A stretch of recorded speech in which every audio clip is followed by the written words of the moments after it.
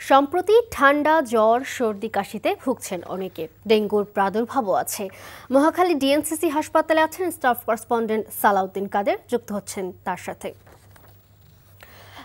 সালাউদ্দিন, ঠান্ডাজনিত রোগ ও ডেঙ্গু আক্রান্তদের সম্পর্কে কি খবর আছে আপনার কাছে জানাবেন, আর হাসপাতালে রোগীদের ভিড় কেমন দেখতে পাচ্ছেন?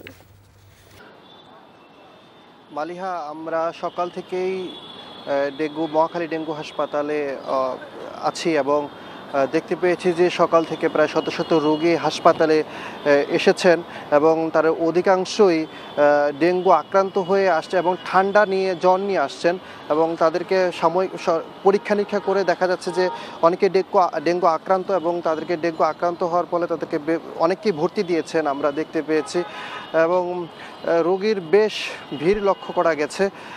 আরেকটি বিষয় হচ্ছে স্বাস্থ্য অধিদপ্তরের তথ্য অনুযায়ী চলতি বছরে প্রায় 251 জনের মৃত্যু হয়েছে এবং আক্রান্ত হয়েছেন প্রায় 60,000-এরও অধিক।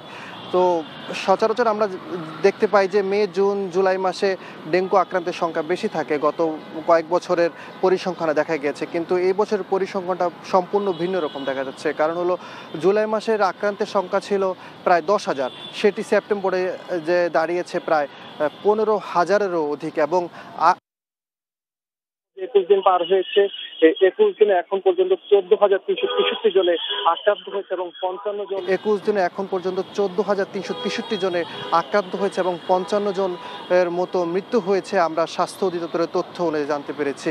এছাড়া এখন পর্যন্ত 2,000-এরও অধিক ডেঙ্গু রোগী সারা দেশের হাসপাতালগুলোতে ভর্তি আছে বলে আমরা জানতে পেরেছি। মালিহা,